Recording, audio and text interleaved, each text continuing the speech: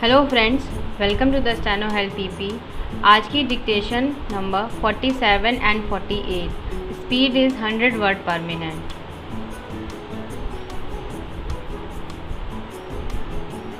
Start. अध्यक्ष महोदय, मैं आपकी आज्ञा से अपना बिल सदन के सामने विचार के लिए रखना चाहता हूँ। मैंने इस बिल में एक बात कही है कि जो विदेशी धन गलत तरीके से हमारे देश में आता है उसके ऊपर कोई कड़ी निगरानी होनी चाहिए। मैंने इस बिल में यह भी कहा है कि कोई भी पार्टी, कोई भी संस्था, कोई भी आदमी अगर विदेशों से धन लेता है तो उसकी सूचना तुरंत सरकार को दी जानी चाहिए। उस आदमी या उस संस्था के लिए यह भी अनिवार्य हो कि उस राशि का पूरी तरह से लेखा जोखा रखे और 1 वर्ष के बाद उस राशि के खर्च का पूरा लेखा जोखा सरकार के पास भेजे, ताकि सरकार को मालूम हो सके कि कितना धन विदेशों से आया तथा वह किस प्रकार खर्च हुआ। इस सदन में इस संबंध में अनेक बार बहस हो चुकी है। स्वयं गृह मंत्री जी ने यहाँ कहा था कि वह इसके संबंध में एक बिल सदन में लाएंगे, लेकिन मुझे बड़े दुख के साथ कहना पड़ता है कि 2.5 वर्ष बीत जाने के बाद भी आज तक वह बिल सदन में नहीं आया। आज अगर कोई यह कहे कि मैंने यह पैसा अमेरिका से लिया है या चीन से लिया है या अन्य देश से लिया है तो उसके ऊपर आज कोई भी मुकदमा नहीं चल सकता। आज हमारे देश में कोई कानून ऐसा नहीं है जो इस चीज़ पर प्रतिबंध लगा सकता हो। आज 3 बड़े बड़े देश हैं जहां से हमारे देश में पैसा आता है। कुछ पैसा अमेरिका से आता है, कुछ चीन से आता है और कुछ पाकिस्तान से आता है और छुटपुट अन्य देशों से।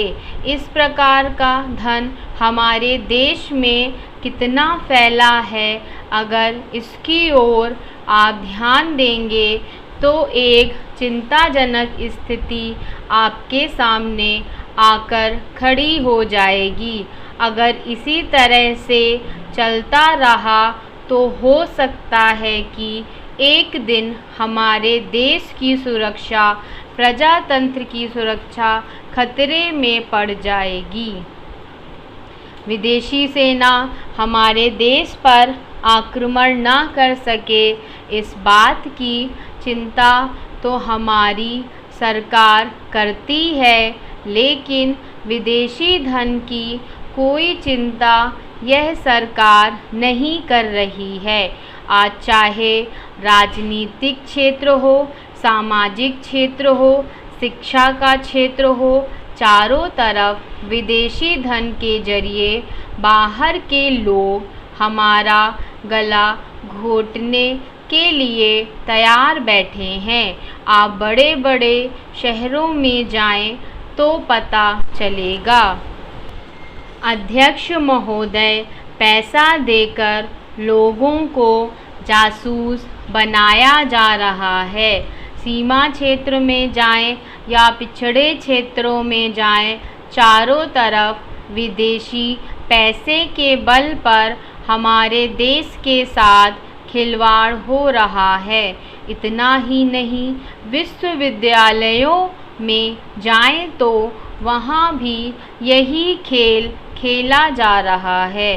गिरजाघरों में, मंदिरों में, मस्जिदों में विदेशी पैसे के बल पर अपना प्रभाव जमाने की कोशिश हो रही है, यह समस्या किसी एक पार्टी की नहीं है, यह राष्ट्र की समस्या है। आज सदन में वित्त मंत्रालय की मांगों पर बहस हो रही है। सरकार के हर विभाग का वित्त मंत्रालय से संबंध होता है।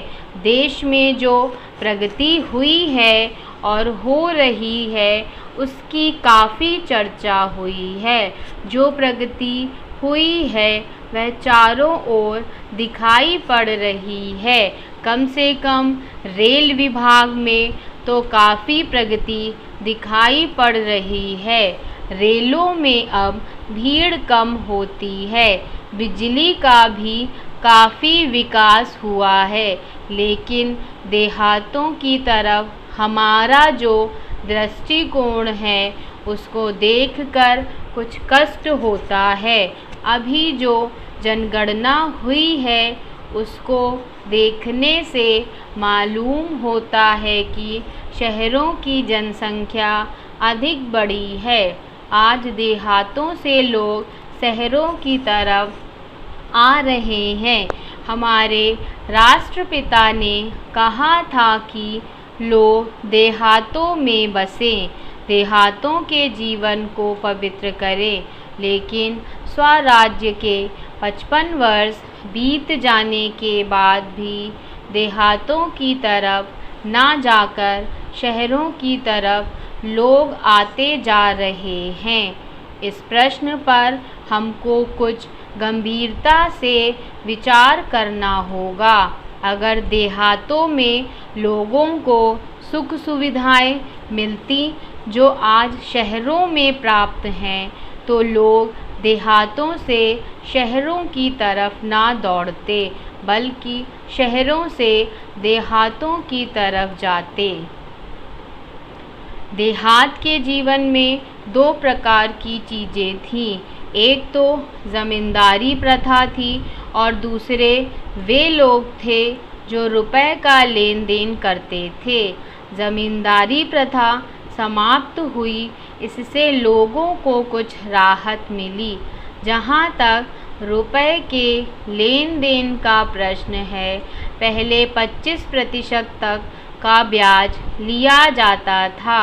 उसमें अब कुछ कमी अवश्य है, लेकिन कहीं कहीं तो अभी भी उतना ही ब्याज लिया जाता है, जिससे कर्जा लेने वाला उनके चंगुल से नहीं निकल पाता। सरकार भी अब उचित दर पर कर्जा देने लगी है।